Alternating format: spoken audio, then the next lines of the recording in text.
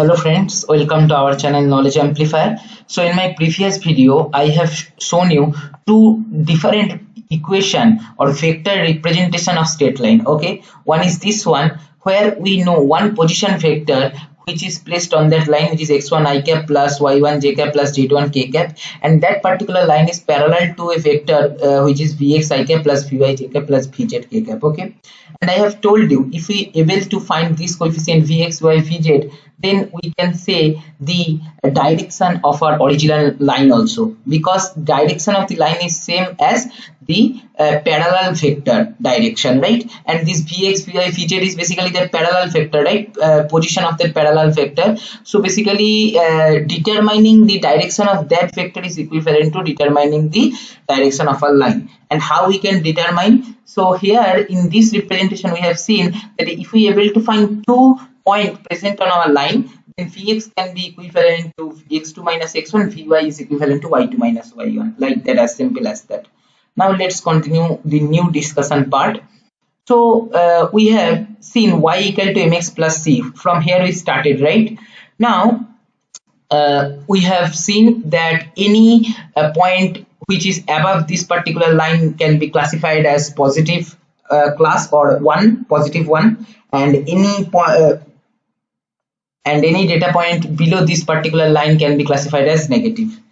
So before moving further discussion with SVM, let me just discuss this particular concept, which is very important. Okay, so if you just consider this particular line y equal to mx plus c, what is the equation of line perpendicular to this particular one? That is, we need to rotate this particular line by 90 degree, and I have already shown you that this one is used for rotation, right? If you have taken robotics and automation course, or in your class 12 geometry part, 11-12 geometry part also, I guess you have studied. If you have not, just check the rotational matrix in 2 dimension and you will be getting the derivation in internet. Okay, so the new coefficient x dash y dash is nothing but cos theta minus sin theta cos theta multiplied by old coordinate. So new coordinate can be written like this: x dash equal to x cos theta minus y sin theta, y dash equal to x sin theta plus y cos theta. We will be getting this. Okay, now theta should be replaced by 90 degree because we want 90 degree rotation. And if you replace, as simple as that, what you will get: cos 90 degree 0, sin 90 degree 1. So x dash equal to minus y dash will be equal to x sin theta plus y cos theta. Again cos 90 degree will be 0, so and sin 90 degree 1, so y dash equal to x. So we will be getting this one. Okay, right? And if you substitute in y equal to mx plus c, replace y with x and x dash with minus y, you will be getting this one. And we need to adjust it properly to keep this in standard form. So x minus c equal to minus my, and my equal to minus of x plus c. Just I have multiplied minus in both sides, and we are getting this one. Okay, y equal to minus of x by m plus c. If c is 0, then y equal to minus of x by m. Okay, this is just one representation. Actual equation is this one. Okay, now the perpendicular line, which is basically on y equal to mx plus c, is y equal to minus of x by m plus c. Now let us try to find out the direction of this particular line. Okay, then what we will do, we need 2 points, right, to determine the direction of a line, as I have shown you. So here z is 0, and if with respect to this equation, just we need to find x2 minus x1, y2 minus y1, where x1 y1 x2 y2 both passed via the line. Okay, because we have achieved this result in our previous video itself. Okay, so first thing, getting 2 points on a line, if the line equation is known, is very simple. Replace once y equal to 0, replace another time x equal to 0. So if y equal to 0, minus of x by m plus c equal to 0, you will be getting x equal to mc. Okay, so one point is mc comma 0, and replace x equal to 0, you will be getting y equal to c. So 2 points which is passing, which is situated on the line for sure is mc comma 0 and 0 comma c. Now you apply the formula: x minus x1 by x2 minus x1 equal to y minus y1 by y2 minus y1.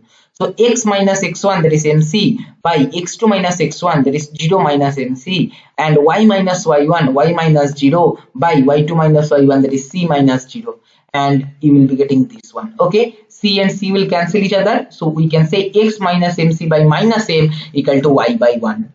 So if you just compare this one with this particular equation, what I have told you, this will be giving us the direction, the vector which is basically parallel to our line. Okay, and we are getting this one, okay, minus m and 1 in the denominator part. So minus m I cap plus 1 j cap we can say is the vector which is parallel to this particular line, which is basically perpendicular to y equal to mx plus c, okay. And what is minus m1?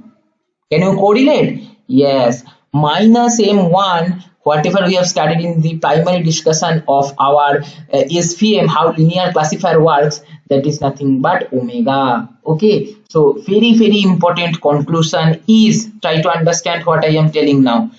On the line y equal to mx plus c, if we draw a perpendicular, then the perpendicular vector direction will be nothing but omega, which is minus m1. Okay, clear? Remember this because this is very helpful for SVM derivation. This omega, what is the geometric significance if it is asked? Then you have to say that y equal to mx plus c, if it is a line, then minus m comma 1 is the direction of the line which is perpendicular to this particular line y equal to mx plus c. Okay, so I hope it is clear to you. This is all for my this video. Thank you for watching.